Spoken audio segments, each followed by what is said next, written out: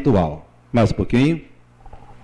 Ainda há grupos escolares que recebem negros porque é obrigatório, porém os professores menosprezam a dignidade da criança negra, deixando-os de lado para que não aprendam. E os pais pobres e desacorçoados pelo pouco desenvolvimento dos filhos resolvem tirá-los da escola e entregar-lhes serviços pesados.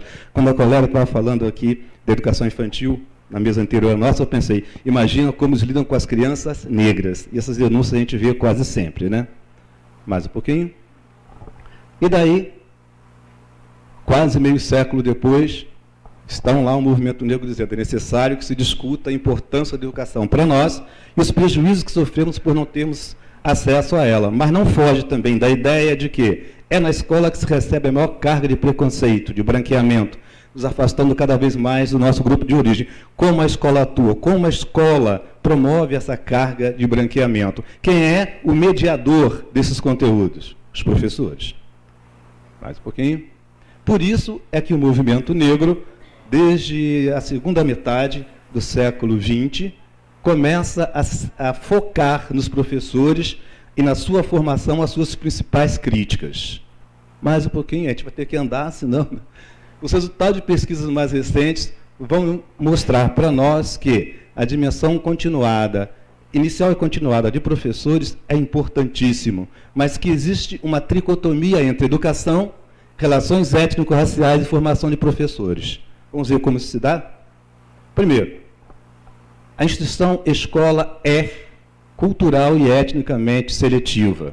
Os processos de ensino e aprendizagem são implementados em perspectivas danosas ao aluno afro-brasileiro. Se vocês pegarem as imagens de negros que os livros escolares veiculam, por exemplo, é uma imagem quase deteriorada. Tinha uma que até bem pouco tempo, né, era muito presente. Era um negro amarrado num tronco com um bumbum de fora e apanhando. Ora, o aluno negro olha para aquilo e vai dizer, peraí, preto é isso aí? Se isso é preto, eu não sou. E o que é que o professor faz? Explique em que contexto aconteceu, como... Parece que não. Vamos mais um pouquinho. A gente está correndo para dar tempo dos 15 minutos, né? Bom, formação de professores. Nós entendemos que, numa formação etnicamente referenciada, para as universidades requer-se a elaboração de um programa de formação continuada de professoras que desenvolva sua qualificação de forma permanente, social, cultural e etnicamente referenciada. E para a Secretaria de Educação, necessidade de formulação e implementação de políticas voltadas para a qualificação desses profissionais, tendo-se em perspectiva de que trabalhar com a educação das relações étnico-raciais é algo mais ou menos recente e é uma obrigatoriedade que está na LDB. Mais um pouquinho.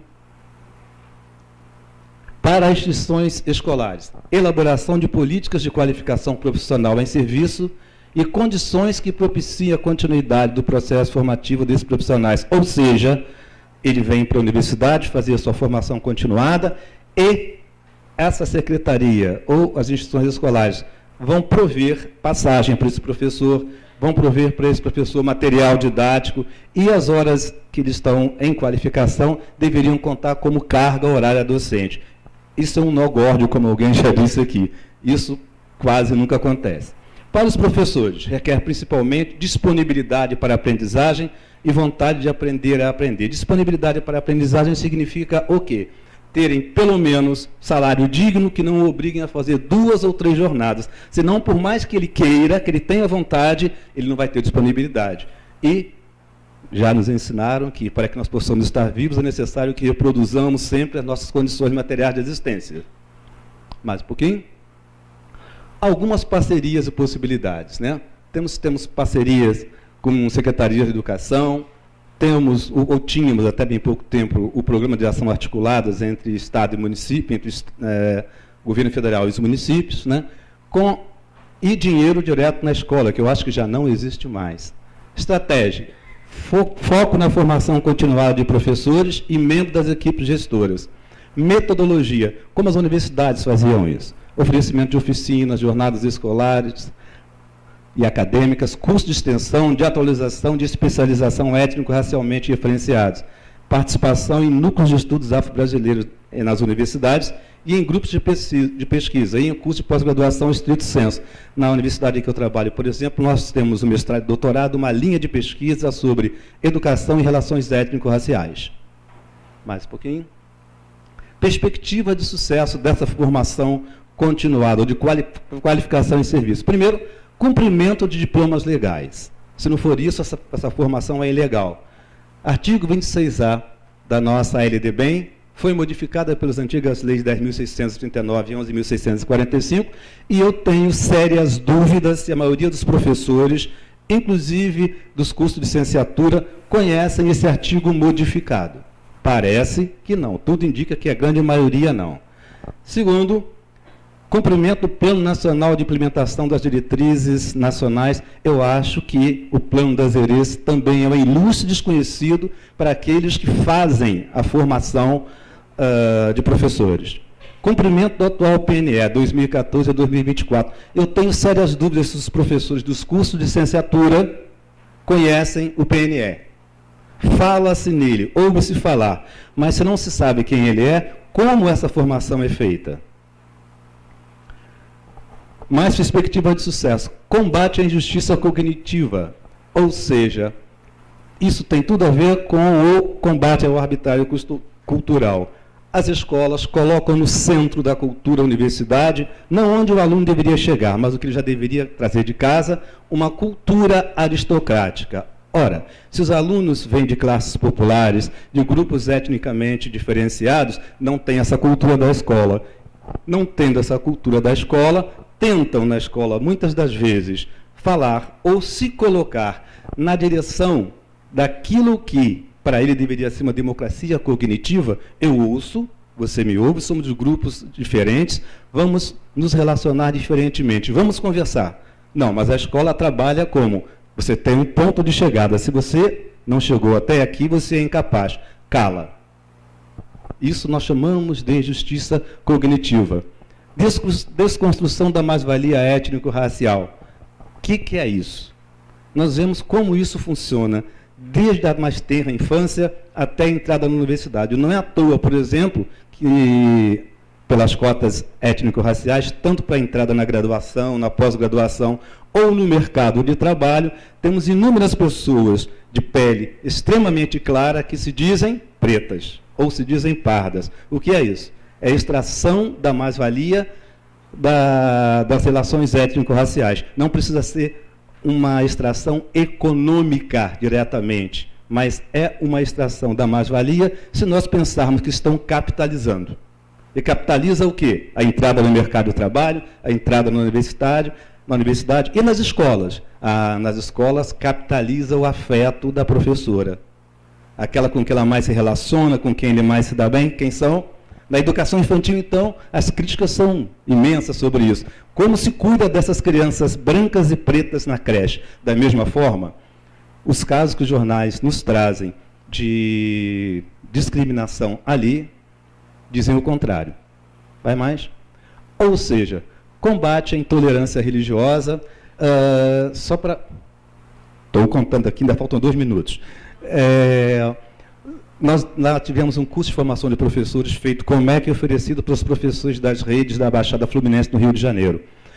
Vínhamos falando do geral para o particular, ia tudo muito bem. Quando entrávamos em subjetividade, formação de subjetividade e religiões, e se falava de religiões afro-brasileiras, candomblé, umbanda, via de regra, esvaziava-se o plenário. E nós procuramos conversar com essas pessoas para saber, a maioria eram pessoas de religiões que não eram de candomblé nem de umbanda. A saída foi arrumar um ex-padre que se converteu a uma religião africana, digamos assim, porque dizem que ela nasceu lá, se bem que tem sérias dúvidas se candomblé nasceu mesmo lá, e ele com aquela sua fleuma, né, aquele discurso sei lá, ele tinha assim uma forma de lidar muito fácil.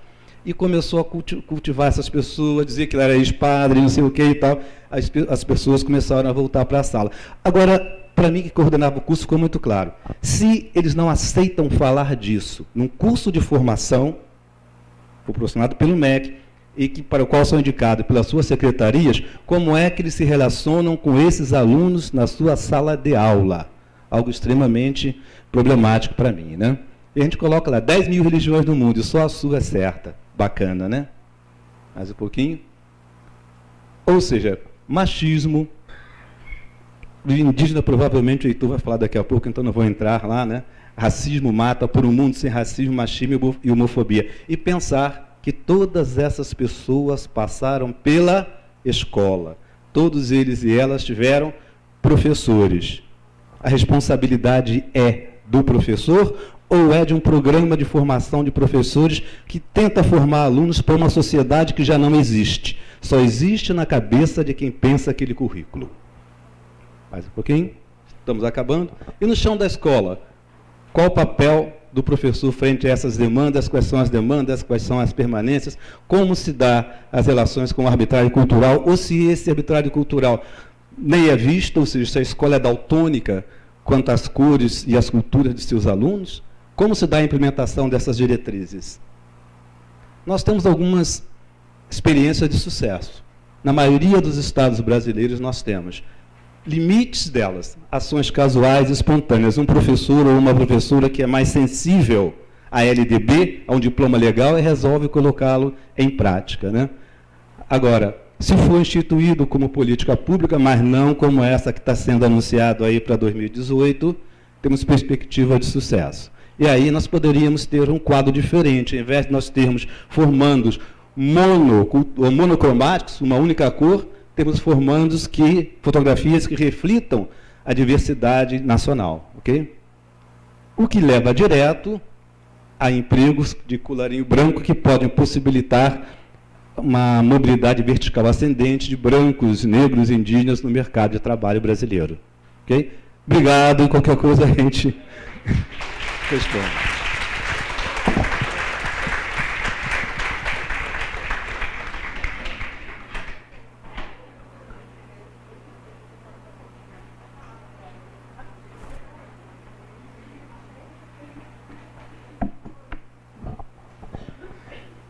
Bom dia a todas as pessoas. Bem, eu, no mesmo ritmo, né, na mesma velocidade, escolhi discutir um tema bastante atual que nós temos vivido aqui na cidade de Campo Grande, mas tem a ver com movimentos não só nacionais, mas transnacionais. O título, então, da minha fala é sobre cadafalsos, pedofilização e formação docente, o caso do quadro preso em Campo Grande, Mato Grosso do Sul.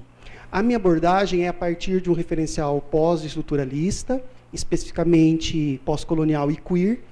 Então, é desse lugar de fala, enfim, que eu me anuncio como um pesquisador bicha, como um pesquisador negro e como um pesquisador com formação interdisciplinar. Eu estou no mestrado em Antropologia Social e no mestrado em Educação do Campus Pantanal. A formação inicial é no campo das ciências sociais. Então, é sempre um prazer e um desafio poder partilhar um pouco dessas reflexões com vocês. A imagem primeira é sobre o título, que eu acho que me ajudou a pensar essa experiência aqui, campograndense, de uma exposição chamada Cadafalso. A artista que pensou essa exposição, ela lembrou do lugar onde as mulheres eram queimadas durante a ditadura. Mas, olhando rapidamente no Google, também é um lugar quando existe a forca, onde as pessoas são enforcadas, ou também pode ser um palanque, né, um lugar de visibilidade para o campo dos discursos. E é um pouco sobre essas metáforas que eu queria falar. Essa exposição que aconteceu aqui na cidade, ela tinha 32 quadros, 32 telas, mas uma em especial ficou mais famosa. Essa tela, eu não sei daqui dessa sala se todos vocês viram pelas redes sociais ou foram até a exposição, que foi no Marco. Ela é uma tela que é essa que está aqui, que merece nossa atenção. O que mais causou reações foi um pedaço dessa tela. Esse pedaço fica mais ou menos aí, onde eu apontei, que são, aparentemente, 2 pênis e uma menina. Mas tem outros elementos nessa tela, como, por exemplo, um olho chorando e também uma frase. E essa frase está escrita ao contrário, né? Está escrita de trás para frente, mas é uma crítica ao machismo presente na nossa sociedade contemporânea, e a tela tinha o título de pedofilia. Esse título era, a princípio, um título que chamaria atenção para algo que a artista, em termos de protesto e denúncia, quis criticar. Bem, quando faltavam poucos dias para que a exposição fosse encerrada, isto é, só no final da exposição, coincidentemente ou não, aconteceu a proibição de uma exposição chamada Queer Museu, em Porto Alegre, e o Brasil todo ficou alerta em relação ao que estava acontecendo nos museus. De lá para cá, outras coisas aconteceram, mas, em especial aqui no nosso estado, os deputados resolveram criticar a exposição lá de outra cidade, né, de outro estado, e lembrar que aqui nós também tínhamos uma exposição que fazia divulgação, apoio, incentivo à pedofilia. Nesse momento, então, ganhou bastante comoção dentro da Assembleia, e aí os deputados resolveram não só fazer isso, mas também ir fazer um boletim de ocorrência contra a artista, né, contra a exposição. Próximo. E aí são fotos, todas fotos de jornais online. Eu aproveito para agradecer muito a Jennifer e a Ana Carolina, que são bolsistas permanentes, que me ajudaram a reunir as notícias desses diferentes jornais. Então, aí eles estão saindo. Aí eu me pergunto, o que acontece quando os políticos não vão ao museu? Essa primeira pergunta foi porque eles não viram a exposição, fizeram um boletim de ocorrência e interpretaram que a exposição era uma ameaça à infância, à família e à nação.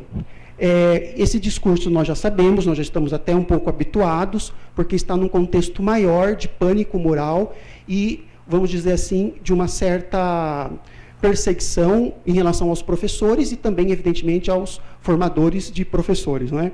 Algumas frases vale a pena serem lidas. Veja só, todas frases de deputados, ok? Fico com muita tristeza verificando as imagens.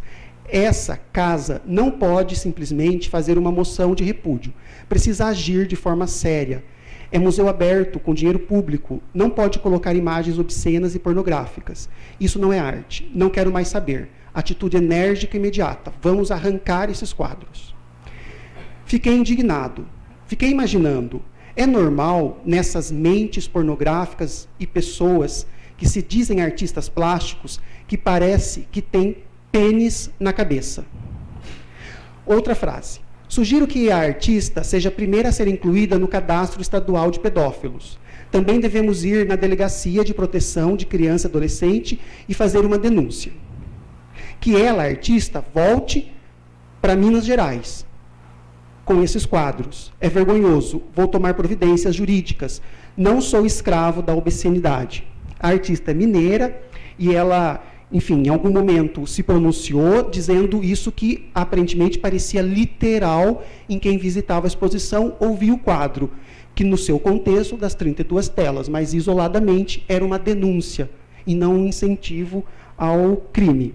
Muito bem, uma outra questão que eu acho que é importante a gente discutir é em relação à polícia. E aí a pergunta é, o que acontece quando a polícia vai ao museu? Bem, a polícia foi até o museu para, de alguma forma, entender o que estava acontecendo. Nesse momento, foi tudo muito rápido, a exposição tinha faixa etária de 12 anos para cima, mas nesse momento ela já tinha a faixa etária de 18 anos, porque aconteceu tudo no mesmo dia, a polêmica, então, a justificativa pedagógica para que adolescentes acima dos 12 anos visitassem a exposição é exatamente porque os adolescentes são vítimas de abuso sexual. Então, tinha uma questão pedagógica, mas aí só acima dos 18. Mesmo assim, inclusive com já um vidro tapado, com uma cor escura, o delegado Fábio Sampaio, que é esse da imagem, da Delegacia Especializada, eu vou repetir, ok? Delegacia Especializada de Pronto Atendimento à Criança e Adolescente. Ele foi até a exposição e disse o seguinte, olha, foi para proteger nossas crianças. e adolescentes que aprendemos a obra. Aprendemos. Ele tirou a obra do museu. E aí é interessante prestar atenção que, para aprender a obra, tirar do museu, o que não apareceu ou aparece nessa imagem? Primeiro, a exposição e a obra fora de contexto, né? Que eu acho que é bastante importante a gente começar a pensar nessas imagens, porque as imagens têm muito a ver com o processo de pedofilização, que é algo que eu já discuto a seguir. Uma outra questão importante de destacar aí, que não passa a ser despercebido, é um outro sinal da imagem, que é um registro católico, né, a imagem de Nossa Senhora Aparecida na lapela do delegado. E, obviamente, o distintivo, não é? E é muito interessante essa imagem, né? Porque o que aparece, o que não aparece, o que está nublado, o que não está nublado. Guardem isso. Bem, então vamos lá. Ele, então, tirou, né, depois que o perito criminal fotografou, só tirou aquela, tá? Tirou o quadro, levou o quadro embora, né, depois de uma... Essa imagem é ótima. E, por fim, o quadro, então, foi embalado e foi levado para a delegacia. Foi para proteger essas crianças, nossas, crianças e adolescentes, que aprendemos a obra. Entendemos que a tela tem, sim, apologia ao crime. Defendeu ele. O delegado explicou que a imagem retratada no quadro, de forma bastante visível, estava colocada como, por exemplo, para causar um efeito reverso ao propósito da artista, isto é, estimular o estupro. Bem, aí nós precisamos entender que o pânico moral em torno da escola, da formação de professores e da infância tem tudo a ver com o que aconteceu aqui, porque são os mesmos deputados que não têm investido energias em políticas públicas para a formação de professores, muito menos em relação a discussões das diferentes infâncias e das violências que as infâncias têm sofrido. Ok? Nós não podemos olhar para isso de forma desconectada de um contexto político maior. Mas o pânico moral, no fundo, ele quer esconder algo que é, de fato, aquilo que é mais importante, e não aquilo que ele está anunciando. Veja só, aqui a questão não é a proteção da infância, são outros valores, outros interesses e outros projetos políticos que estão em jogo. E aí, então, se ganha visibilidade em torno do que nós estamos chamando de pânico moral. Um grande exemplo é a questão da ideologia de gênero, não é? Isso significa que nós estamos em contextos de cruzadas morais, que são muito maiores do que esse pânico pontual, que nos linka a diferentes outros países e outros educadores que estão enfrentando a criminalização do ensino a partir da produção das diferenças, que tem a ver com essa mesa. Próximo. Muito bem. Aí nós temos as reações contrárias, porque o quadro, na mesma semana, voltou para o museu. Teve os artistas ocupando a rua, teve posicionamento da OAB, questionando a postura autoritária e antidemocrática dos políticos, como abuso de autoridade.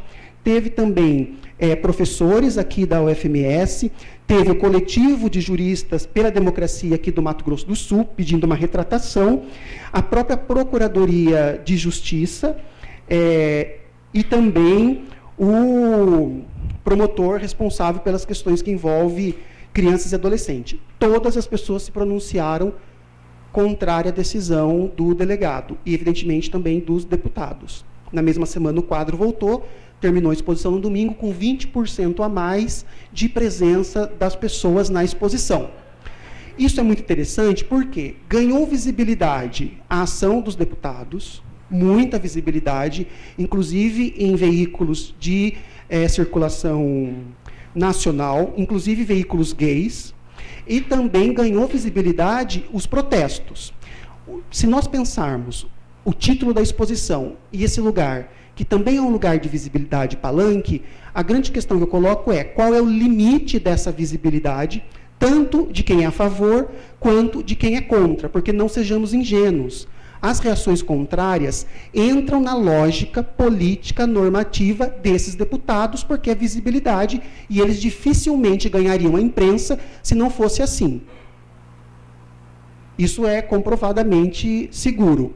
Alguns políticos só ganham a imprensa porque são empreendedores morais de pânicos morais. Se não fosse assim, muito provavelmente seriam desconhecidos de boa parte de nós.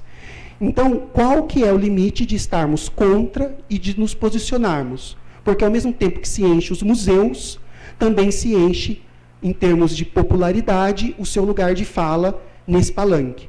Pois bem, isso também nos ajuda muito a pensar os processos de pedofilização.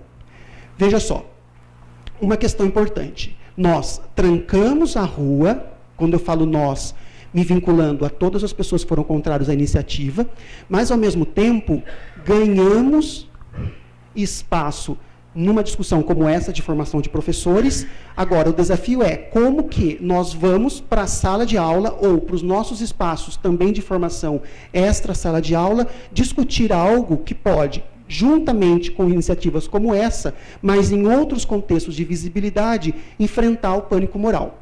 E aí, para mim, me parece importante discutir o espaço de produção das diferenças por aquilo que a Jane Felipe está chamando de pedofilização da infância. Próximo, por favor. Aí está o quadro sendo devolvido à exposição, o secretário estadual de Cultura. O governador também se posicionou, mas nesse palanque ele não subiu, porque ele disse que preferia esperar o resultado final. E a imprensa, olha, aqui é o quadro na TV, ok? Na TV aberta, filiada à TV Globo. Está ali o ícone, que não está muito visível, mas está ali. Olha que curioso como o quadro aparece na TV. Ali onde tem os sinais que eu destaquei na imagem anterior, tem um pênis, ok? Tem outro pênis coberto. Então, acho que ficaram tão apavorados que esqueceram de cobrir todos os pênis do quadro. E a menina ali, né? Muito, muito curioso isso. Próximo, para vocês verem, ó, esse aqui está coberto, o de lá não. Então, há de fato algo que isso quer nos dizer, né? Daquilo que é visível e o que não é visível, né? Das pessoas que parece que tem um pênis na cabeça. Foi essa fala do deputado, né? Seguinte, e aí também, né? Porque o deputado foi para o palanque da mídia. Aí tem dois destaques. A imagem de Nossa Senhora, que voltou a aparecer, parece que ela nos persegue, e da família, né? Aparentemente de uma família. Isso causa legitimidade ao discurso dele. Para muita gente, eu acho que até para muita gente dessa sala. Isso não há problema nenhum. A questão é, vamos pensar sobre essa visibilidade. Mais uma, por favor. Mais uma.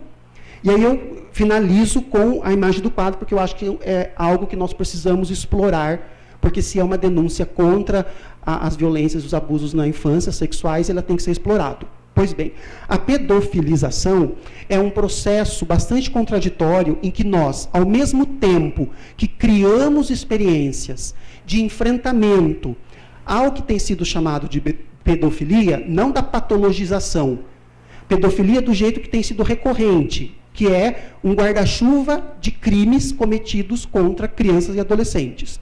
Pois bem, se a pedofilia cada vez mais tem sido buscada para ser eliminada ou responsabilizar as pessoas responsáveis por esses crimes, que é legítimo e cada vez mais nós temos que enfrentar esse desafio, por outro lado, a mesma experiência cultural de pedofilização cria imagens bastante eróticas das crianças na infância, seja meninos ou meninas. Por exemplo, através das músicas, como o funk, e é evidentemente que a gente tem que tomar certo cuidado para fazer essa crítica, porque não basta desmoralizar o funk, não é essa a questão, é preciso entender como as diferenças pelo funk são reiteradas, mas também são reconhecidas, mas também são enfrentadas, mas também por aqueles programas de domingo à tarde ou sábado à tarde, que a criança vai ao palco como sendo uma mini mulher. Isso aparece no discurso, isso tem a ver com o mercado, assim como o funk, os programas de auditório de finais de semana à tarde. Além disso, as revistas para heterossexuais, em que as mulheres aparecem cada vez mais como meninas. Essa exploração da imagem também precisa ser problematizada, de como que nós criamos, no mesmo contexto, uma erotização do corpo da mulher quando criança e, ao mesmo tempo, legislação para enfrentar esse tipo de violência. O que isso tem a ver com a formação de professores? Muito provavelmente, se nós formos capazes de fazer aquilo que não só o movimento feminista, mas também o movimento negro e tantos outros movimentos sociais têm nos pedido, que é pensar os processos de produção das diferenças na tentativa de ampliar o reconhecimento das diferentes formas, seja de ser negro ou negra, homem ou mulher, nós, de fato, vamos pautar um enfrentamento num outro lugar de palanque dessas tentativas de tentar dizer que quer proteger a infância, quando, na verdade, quer manter privilégios. E o quanto a sala de aula acaba sendo, por incrível que pareça, porque a gente acha que não avançou, mas avançou, um espaço de enfrentamento desses privilégios. Por exemplo, será que não é interessante, enquanto professores, problematizarmos aquele ideal de mulher-mãe que tem a ver com a mini menina, quando ela é criança?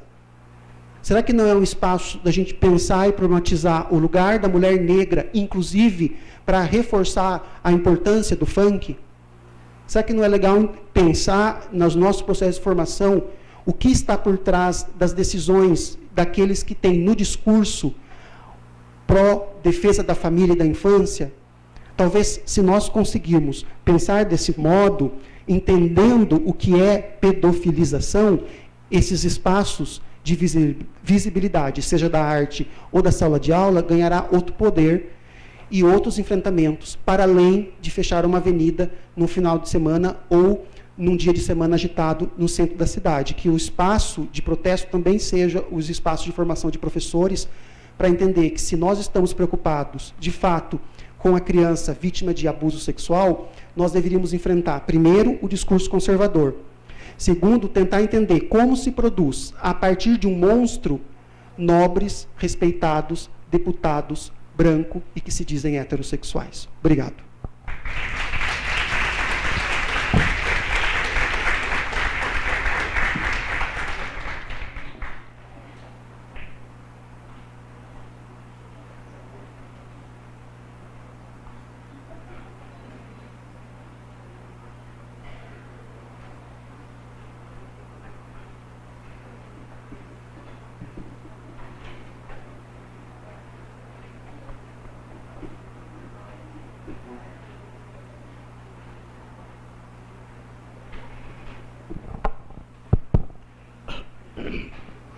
Bom dia a todos e todas. Primeiramente, agradecer o convite para participar dessa banca e reconhecendo esse protagonismo do PPGE da UFMS, né, em capitanear esse evento dos programas de pós-graduação em educação de Mato Grosso do Sul, do qual o PPGE da UCDB faz parte. É um prazer estar aqui. E, sabendo da brevidade do tempo que nós temos, eu tenho formação de esquerda, sou discípulo de Fidel Castro e que, portanto, eu vou ser bem breve, não vou falar mais do que 3 horas, portanto, tá? Mas vou abreviar a minha fala aqui. É extremamente importante ouvir o que o Tiago e o professor Tiago e o professor Aías falaram, até porque facilita um pouco o que eu tenho para falar para vocês e me poupa também repetir questões do ponto de vista do campo teórico que o professor Aías aprofundou, dos processos que nós temos de construção da educação para a diversidade que nós temos no Brasil, e eu vou falar um pouco da experiência que nós estamos desenvolvendo no programa de pós-graduação da UCDB, onde a gente tem uma linha de pesquisa em diversidade cultural e educação indígena, da qual eu faço parte. Primeiro, também deixando claro que não é possível a gente falar de avanços na educação de formação de professores para a questão da diversidade, numa conjuntura de todas as dificuldades que nós temos do avanço da educação como um todo, né, que já foi falado aqui. O quadro da nossa conjuntura atual, aonde a gente está enfrentando questões na área da educação, né, como escola sem partido, que já foi falado aqui, lei da mordaça, né, nós estamos vivendo realmente tempos tenebrosos na educação como um todo, e se a educação para a diversidade é um dos nichos com maior dificuldade de avanços na formação de professores e na implementação das propostas pedagógicas, pelo que o professor Aías falou aqui, porque esse tema é um problema na sociedade brasileira, não é o racismo, a discriminação, o preconceito, não é uma questão que está presente só na educação, né? Ela está presente na sociedade brasileira e ela reflete na educação como um todo. Mas, portanto, a educação para a diversidade, ela a formação de professores, ela transita numa universidade de uma das maiores dificuldades que nós temos dentro do processo de formação de professores. E não negando avanços e conquistas que nós já tivemos em função assim, de toda a luta do movimento negro, a luta das lideranças indígenas, de professores indígenas, e nós temos, com certeza, que reconhecer que nós avançamos em algumas coisas e convivendo com essa contradição das dificuldades na implementação de uma educação de qualidade no Brasil. Uma das provocações, portanto, que... professor Osório, não estou controlando o tempo, tá? Então, senhor, por favor, tá? Me informe quando estiver na hora de concluir.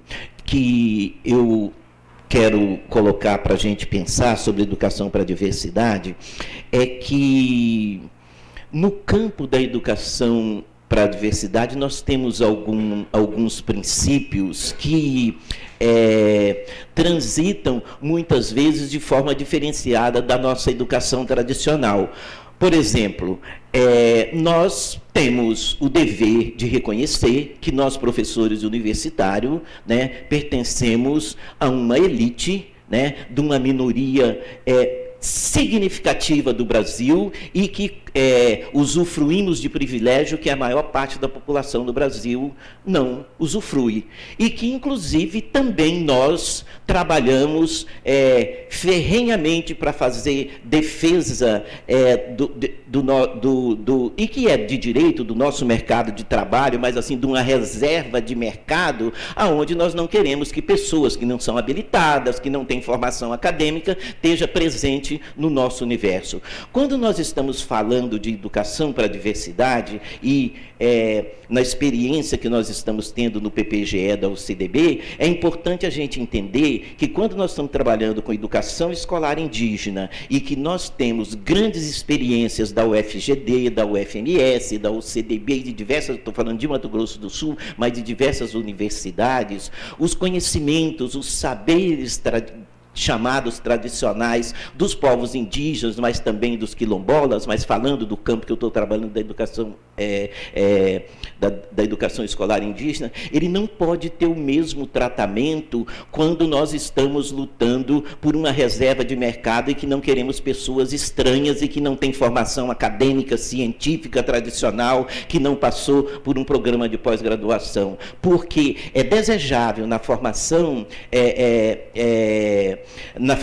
para a diversidade, na educação escolar indígena, que os saberes, que os conhecimentos ditos tradicionais sejam reconhecidos como ciência, como um outro tipo de ciência. A presença de um rezador, a presença de um xamã, a presença de uma liderança indígena nas salas de aula, no processo pedagógico, a aula que tem a possibilidade de sair da sala de aula e que ela possa acontecer na aldeia, ela é fundamental quando nós estamos falando de educação para a diversidade, voltado para a questão da educação escolar indígena. Nós temos tido a prática no nosso programa de pós-graduação, fazer defesas dos indígenas. O nosso programa já formou, em nível de mestrado, 20 indígenas, a maioria Kaiowá e Guarani, aqui de Mato Grosso do Sul, mas nós temos de outras regiões. Temos um aluno formado em mestrado e doutorado no programa, que é Terena, e que agora está fazendo um pós-doutorado, e algumas dessas defesas foram feitas na aldeia. Dia 22 agora de novembro, eu vou fazer uma aula na disciplina que eu estou trabalhando no programa, que é Educação Intercultural e Sustentabilidade. Vai ser uma aula aberta, onde os professores vai ser um rezador kaiowá e uma liderança indígena, que foi o meu orientado no mestrado, e que essa reza, eles vão falar como se constrói um bom Guarani, como se chega na terra sem males, através de rezas, através de cantos e através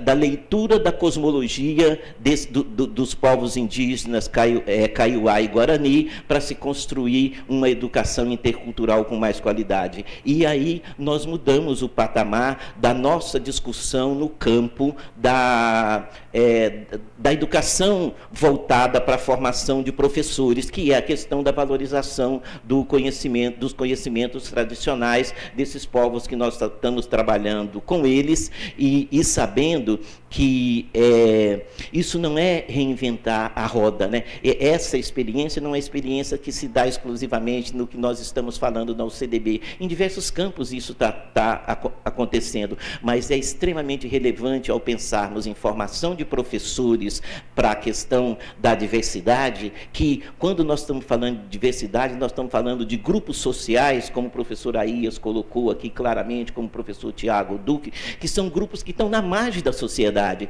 que são grupos que sofreram historicamente processos de exclusão, processos de discriminação, processos de preconceito, e que a educação brasileira até hoje não deu conta de resolver esses processos dentro da definição das políticas públicas, e muito menos da formação de professores, com todas as conquistas que nós temos até agora. Por exemplo, a UFMS tem um programa de formação de professores indígenas, coordenado pelo professor Antônio Hilário, que é um programa altamente importante, financiado pelo MEC, que chama Saberes Indígenas na Escola, e que participa algumas universidades. Nós participamos desse programa. Tem formado um número significativo de professores indígenas no estado de Mato Grosso do Sul. É uma experiência do investimento de governo federal, de envolvimento de universidades, e que é resultado de uma luta dos professores indígenas de Mato Grosso do Sul.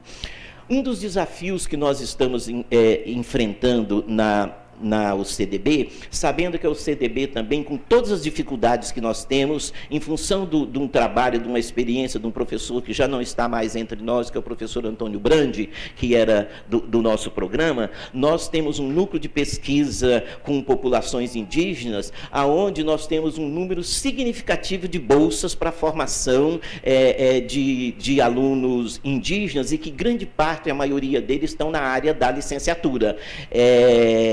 Mas que a gente está também trabalhando para que a gente tenha possibilidade de ter bolsas de permanência no nosso programa de pós-graduação, porque as bolsas que nós tínhamos para a entrada de alunos indígenas no PPGE da UCDB eram bolsas do OBEDUC, da Educação Escolar Indígena, que o ano passado já terminou, o projeto não vai ser renovado mais. Nós temos 2 bolsas da UCDB, e sem nenhuma perspectiva de que a gente tenha possibilidade de continuar recebendo professores, porque quem nos procura para fazer o nosso mestrado são os professores que estão trabalhando na aldeia, são os professores indígenas que estão lá. Nós não temos a menor perspectiva de continuidade disso. É uma das lutas que nós temos dentro da instituição, de conseguirmos garantir a permanência desses professores indígenas, inclusive alguns que já estão saindo da graduação e estão pretendendo continuar fazendo a pós-graduação, porque uma das lutas dos professores indígenas e da educação escolar indígena é chegarmos um momento onde, nas aldeias, nas escolas indígenas,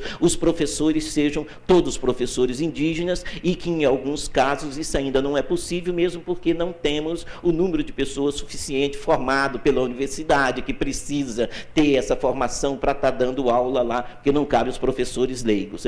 Esse é um dos grandes desafios que nós temos pela frente, e, inclusive, reconhecendo também que, mesmo a UCDB tendo a experiência que ela tem, o PPGE na UCDB é um nicho, e o NEP, que não é reconhecido dentro da instituição por todos os professores como um lugar importante da instituição. Da mesma forma que, em todas as áreas, nós também somos um grupo marginal dentro da universidade, mas que, pela história que tem, que inclusive é um diferencial nas nossas avaliações da CAPES, é a presença da nossa linha de pesquisa, e que não somos só nós que temos isso. Que temos uma linha parecida, né, o professor Aías também tem no programa que ele trabalha lá. Então, para concluirmos essa reflexão sobre a questão da formação de professores para a diversidade, eu não quero me aliar aos grupos dos derrotistas, assim, no sentido de que nós não temos saída para isso. Pelo contrário, porque todos os avanços que nós conseguimos na educação étnico-racial voltado para a questão dos negros, para a questão dos povos indígenas, ela se deu através da luta do movimento negro, através da luta dos povos indígenas. É esse movimento que nós, que trabalhamos na área da educação de professores, temos que ser parceiros, temos que estar trabalhando, porque é através desse movimento de tensionamento do Estado, de tensionamento das instituições de formação de professores, que esses grupos vão conseguir avançar e galgar espaço para fazer uma educação que é uma das áreas mais justas da educação que nós temos no Brasil. Grato.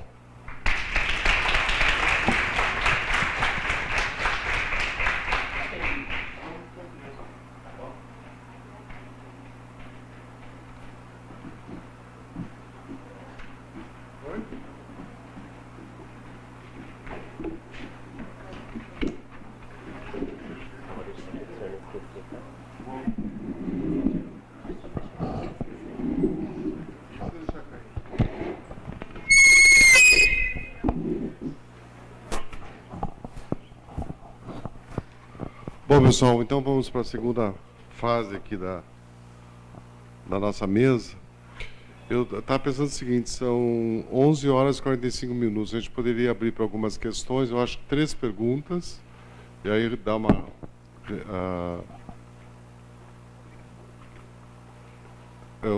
pode ser direcionada a um dos membros da mesa ou a todos, né? Eu só pediria o seguinte, objetividade nas perguntas e sem discurso, né? Para a gente poder ganhar tempo e poder explorar um pouco mais. Então, em aberto o microfone. Junéia.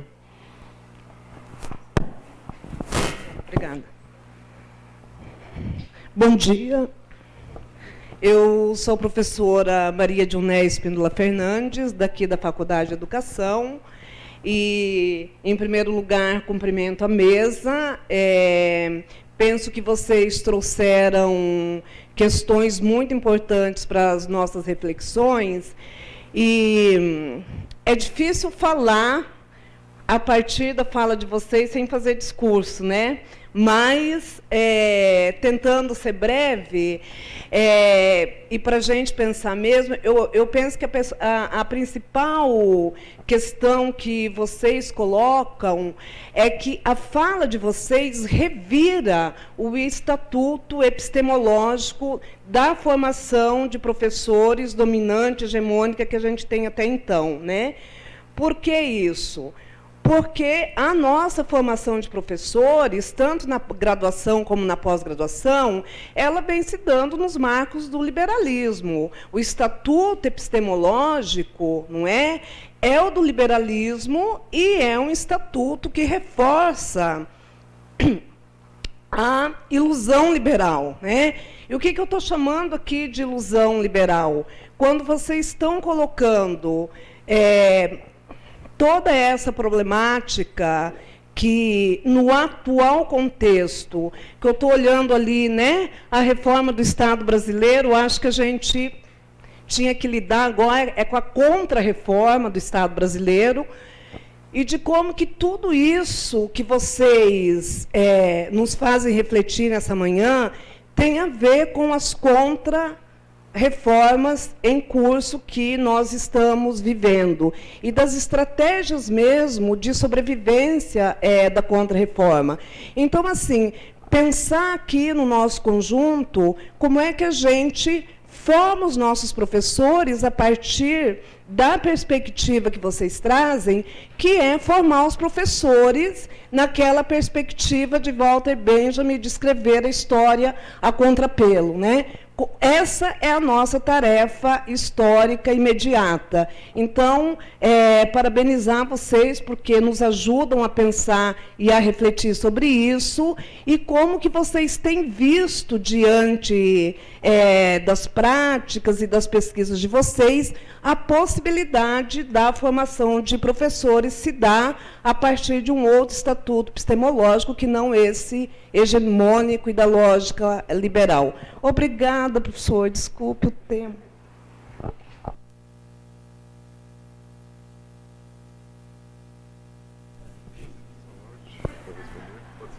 Se não tiver mais ninguém...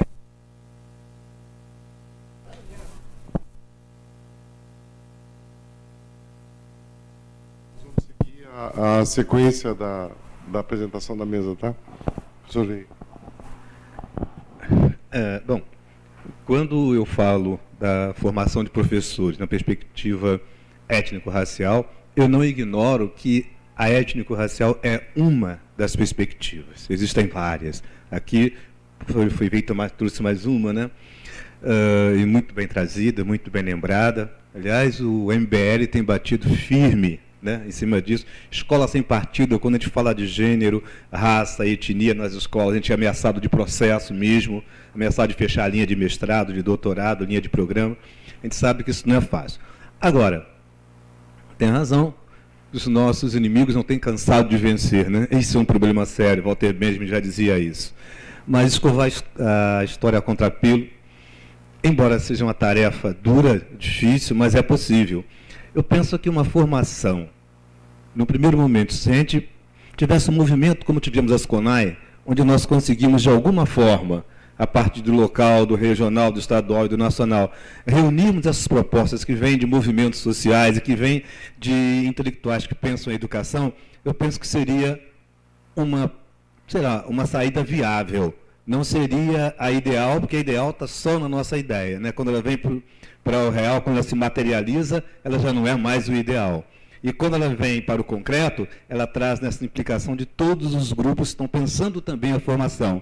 Mas eu imagino que a nota, aliás, que a ANPED lançou sobre essa Política Nacional de Formação de Professores reflete bastante meu ponto de vista. Falta um diálogo com os movimentos sociais e com especialistas no assunto. Falta. Vem de cima para baixo e vem a ferro e fogo. O que me leva a pensar que, quanto maior a imposição, também maior a resistência, né? Estamos aí para isso mesmo, para continuar escovando a escola a contrapelo. Aproveito para agradecer a todos vocês que ficaram aqui até essa hora nos ouvindo, ok? Obrigado, foi um prazer estar aqui com vocês.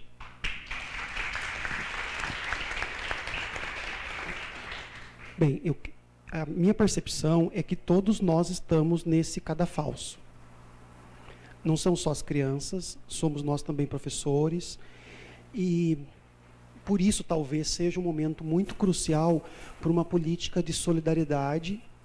Eu posso aparentar ser muito pós-estruturalista, mas, dentre os pós-estruturalistas, nem todos são aquilo que o Boaventura de Souza Santos chamou de pós-estruturalismo ou pós-modernismo celebratório. Eu ainda acho que é possível discutir as questões do campo de vista das instituições, do ponto de vista das identidades, do ponto de vista de uma política que olhe menos para as fronteiras que nos demarcaram até agora, que foram importantes, inclusive para a construção dos direitos que agora estão sendo retirados e ameaçados. Mas, se todos nós estamos no cadafalso, olha, não salva ninguém. É da escola ao museu. É da artista ao ativista de esquerda. Todos estamos ali, ou porque vão até a fogo, ou porque vão nos enforcar. Mas é desse lugar de visibilidade que eu acho que é legal a gente mostrar que as pessoas que estão nos assistindo também estão sob esse cadafalso. porque nós não somos ETs numa cidade como essa. As normas que me constituem como menos humano em determinado contexto me constituem como mais humanos. Isso serve para todo mundo, inclusive para quem é tido como conservador, porque o problema não é esse. É o conservador fundamentalista, né?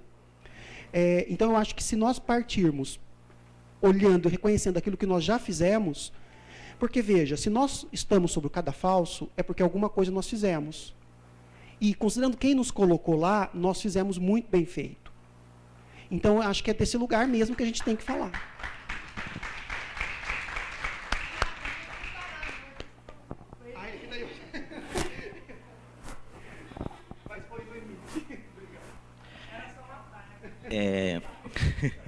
Legal.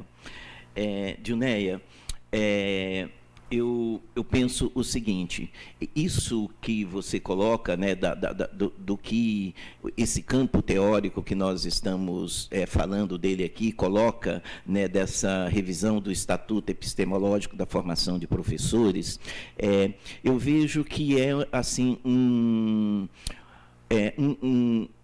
um campo teórico que ele não está presente só na educação étnico-racial, que ele permeia os outros campos teóricos também. E quando a gente fala de fazer um processo de avanço no processo de formação de professores, uma das coisas que eu acho que é importante a gente perceber é o seguinte, ó, todo o movimento que nós estamos tendo de caça à importância, assim, de cassação do Paulo Freire como uma das pessoas importantes na educação, a referência que ele é na educação brasileira, isso é um sinônimo de sucesso da educação brasileira nos últimos anos, porque nós não podemos esquecer que o Paulo Freire é referência em todos os cursos de pedagogia, em todos os cursos de licenciatura. E se hoje a direita reacionária brasileira procura caçar o Paulo Freire em todos os sentidos, tirando dele o que ele significa como patrono da educação, mas também interferindo, patrulhando dentro da sala de aula, significa que nós temos professores, que nós temos educadores no Brasil formados dentro de uma lógica de um compromisso de mudanças realmente na educação brasileira. E isso se dá, né, no caminho da desobediência, porque a educação freiriana ela não aconteceu obedecendo às lógicas da elite dominante. Ela permeia durante um certo tempo a educação brasileira como uma das maiores referências, mas ela se dá num campo da desobediência, num campo da transgressão. E eu acredito que, mesmo com todas as dificuldades que a gente tem na formação de professores, quando nós planejamos os nossos programas de formação, quando nós estamos nas salas de aula, o nosso compromisso ético com a educação, com a transformação da nossa sociedade para uma sociedade melhor, que conduz o que nós estamos fazendo. Eu acho que isso já está posto, né? É uma questão da gente não recuar e não nos esmorecer diante dos tempos sombrios que nós estamos vivendo. A educação brasileira tem problemas? Tem, mas a educação brasileira é uma educação que já teve grandes avanços e nós precisamos admitir que nós não fazemos qualquer educação e que nós temos educadores com qualidade para dar continuidade nesse processo.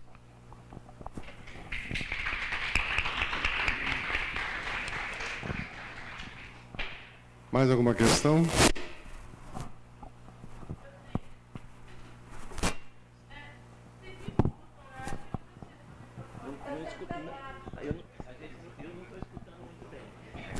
Ai, gente, esse negócio aqui... Não, é tranquilo, assim. É só uma questão de o seguinte. Tudo que a gente tem conversado... Posso projetar a minha voz para vocês escutarem naturalmente? Agradeço. Todas essas coisas que a gente tem observado até então, que a gente está discutindo, trazendo a um tempo, né? Pouco tempo que eu iniciei minha graduação aqui... Está sendo transmitido? Ok. Trazem um momento de que talvez, não somente a profissão docente, mas uma série de outras coisas que são reverberadas por isso, estão por um triz. A gente chegou num momento histórico que a gente não sabe o que pode acontecer, que a gente vê esse desmanchar de tudo que a gente vive para. E aí é um momento decisivo, assim, no sentido de que um evento da magnitude desse evento e de uma série de outros diálogos que têm acontecido são, assim, realmente cruciais. Assim, é um agradecimento, assim, imenso que eu tenho a todos que estão produzindo isso e da gente ter essa oportunidade. E o questionamento que fica é que talvez, será que ou como nós poderemos fazer que essas coisas que estão sendo criadas aqui dentro não permaneçam isoladas no âmbito acadêmico, especialmente no sentido de que há inúmeros outros processos e inúmeras outras pessoas que estão em outros contextos menos privilegiados que têm condições e oportunidades de fazer o levante dessa ação, dessa contra-reforma que precisa acontecer. Porque todas essas propostas, já vimos aqui que não tem nenhum tipo de fundamentação teórica, nenhum tipo de consistência que faça sentido e que, de alguma maneira, amordaça, cala e nega e simplesmente denigra, deteriora a profissão docente. E aí, nesse sentido, o que eu quero trazer é que tipo de ações vão decorrer desse evento, que tipo de ações vão decorrer de outros eventos dessa natureza que não se limitem, né, ao espaço da universidade, né, que não seja uma coisa que fechou aquela porta, todos vão para sua casa e voltam para dentro das suas bolhas, entendeu? Então, talvez uma das grandes problemáticas é que eu não consigo ver uma consistência. Eu sou um bebê, entendeu? Eu sou um bebezinho falando com uma criança, falando que vocês estão na minha formação. Eu não tenho propriedade nenhuma, formação nenhuma. Enfim, são coisas, impressões que eu tenho, que é o seguinte, eu não consigo ver essa consistência, essa firmeza mesmo da categoria dos professores. Há uma desmobilização, uma desarticulação, uma coisa difusa e isolada de várias microbolhas, de cada um se movimentando. É como se a gente estivesse num grande barco, entendeu? E que existe um grande mar muito agitado. Mas eu vejo cada um remando para uma direção, entendeu? Ou cada um dentro do seu local específico de atuação, sem, de fato, expandir ou encontrar uma maneira coletiva de fazer o diálogo acontecer, de todo mundo entender dentro de uma cumplicidade que estamos no mesmo barco e remar junto, entendeu? Para que esse barco saia do lugar. Porque senão esse barco fica girando em círculos. Então todos os debates, todas as discussões, cada coisa que está sendo suscitada aqui dentro são fundamentais. Mas de que maneira a gente vai fazer com que esses processos reverberem e tenham uma ação direta no sentido de que as coisas pessimistas que a gente vê que estão colocando aqui não se efetivem. É o momento da ação direta, é o momento do combate, é o momento de que não tem como mais permanecer no discurso. E de que maneira a gente vai sair daqui e fazer com que essas ações não tenham sido isoladas? Porque, assim, é claro que no âmbito teórico, tudo que está sendo produzido terá uma projeção a longo prazo, eu acredito. Mas, ao mesmo tempo, eu não sei se tem prazo, entendeu? Eu não sei se tem tempo para a gente fazer as coisas acontecerem. Desculpa, estou me alongando, estou enlouquecendo, porque isso enlouquece, palestra, né? Entendeu? Mas o meu questionamento é que, olha, que maravilhosa a oportunidade de estar aqui dialogando com vocês, mas e daí? E daí? A gente vai sair daqui e vai fazer o quê? Se esse evento não acabar e a gente ter uma ação concreta, entendeu? Do que a gente vai fazer para acabar com essa... Eu não sei qual é o sentido disso que a gente está fazendo aqui. Então, esse é o meu questionamento. Eu ia fazer essa pergunta na última mesa, mas eu fiquei com vergonha. E aí agora tem menos pessoas, e talvez... Mas agora tem mais pessoas, porque vocês estão escutando. Não sei se está sendo gravado, mas enfim. É isso, gente. Agradeço. Tá bom, gente. Eu vou fazer o inverso. Na verdade, ela não formulou uma pergunta, ela participou da mesa, embora um pouco atrasada, né? Mas eu vou passar a palavra para os membros da mesa. Oi? Na realidade, assim, ó, é legal ouvir a estudante, me parece que ela é estudante de graduação. Eu lembrei do meu tempo de estudante de graduação e da militância do movimento estudantil. E por quê? Porque essa rebeldia, né, que está presente nos jovens, nós não podemos perdê-la no dia a dia do nosso trabalho. Hoje eu já sou avô e ainda estou buscando essa energia, né, assim, da rebeldia, de não nos submetermos e não capitularmos as dificuldades da vida. O que eu entendo o que você está falando, mas também, talvez seja a experiência que dê essa dimensão para a gente, é que nós não temos condições de salvar o mundo num dia só, e muito menos num evento. Nós precisamos tirar o que for possível de bom desse evento, e tem tudo que eu estou ouvindo aqui é de muito bom, e colocar ele na nossa prática, porque quem muda o mundo somos nós. Nós não podemos querer estar mudando o mundo a partir dos outros. A mudança começa na gente, para a gente contribuir com uma mudança que é coletiva. E é isso que nós estamos construindo junto, e nós fazemos o que pode, nós fazemos o que é possível a gente fazer. Então, é legítimo a sua indignação e a sua expectativa, mas o que você está querendo, todos nós estamos querendo, e a gente está plantando esse processo de mudança junto. É assim que eu vejo que as coisas acontecem. Obrigado. Bem, enfim, eu faço também as mesmas palavras, e eu fico pensando no que a gente já faz e vai continuar fazendo como formador ou como professores, que é muita coisa, mas é do lugar que a gente ocupa, além do diálogo que já foi colocado aqui, que é fundamental com o movimento social. Diálogo, né, com o movimento social, isso é importante, não quer dizer que as pautas vão ser dadas de lá para cá ou daqui para lá, que é outro desafio, né? Porque nos processos de normatização não escapa ninguém, né? Nem mesmo os mais revolucionários. Então, isso também a gente tem que, às vezes, a revolução, ela pode ser um tiro no pé, né? Enfim, de que revolução nós estamos falando? De transformação para quem, né? Por isso que eu acho que esses eventos são importantes, porque também alimentam as coisas que nós já estamos fazendo e que vamos continuar fazendo. E isso é de muita concretude, o discurso tem muita prática. E os efeitos nós nunca vamos conseguir controlar, seja para um lado ou para o outro. Então, eu acho que a gente tem que continuar ocupando esses espaços de formação, que não é pouca coisa, porque as coisas não estão resolvidas aqui, nem na UFMS, nem em nenhuma outra instituição que está participando desse evento. Pelo contrário. Então, nós não falamos de um lugar privilegiado porque as coisas já estão resolvidas. Não, aqui os embates são tão cruéis quanto se nós formos lá bater panela ou tirar a roupa na frente dos deputados.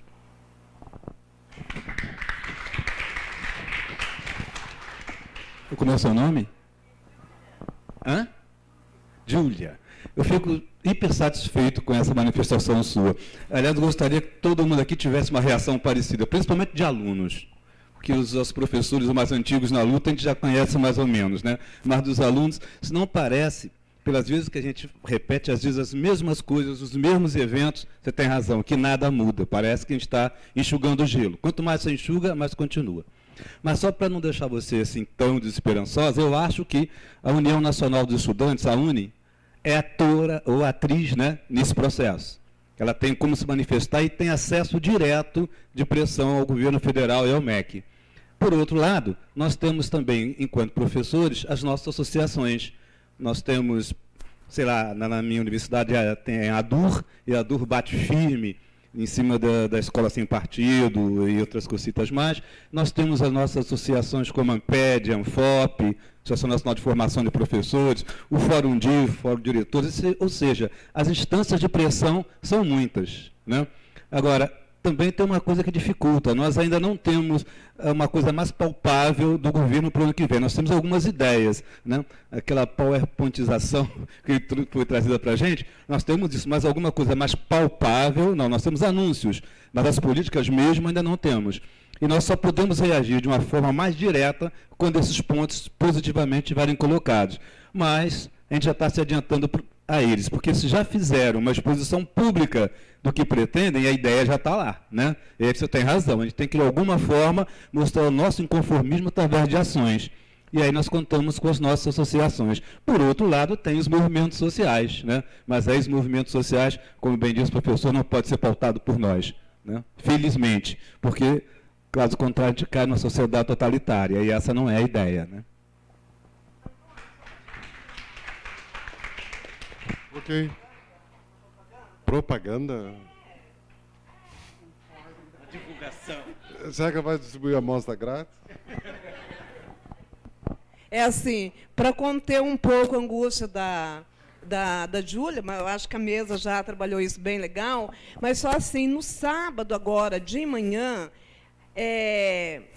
na verdade, eu estava brincando, é um convite. No sábado, agora de manhã, na aula da professora Sheila, acho que a professora Sheila saiu para pegar as crianças, a gente vai estar fazendo um debate com os alunos da graduação, da pedagogia, e a gente aproveita para convidar os alunos da pós, que estão aqui, que queiram ir também, que a gente vai estar discutindo os pontos e os contrapontos da reforma, desse último momento histórico da política educacional, tendo como epicentro da política o PNE, e a contra-reforma por meio da emenda, da aprovação da emenda constitucional número 95, de 2016.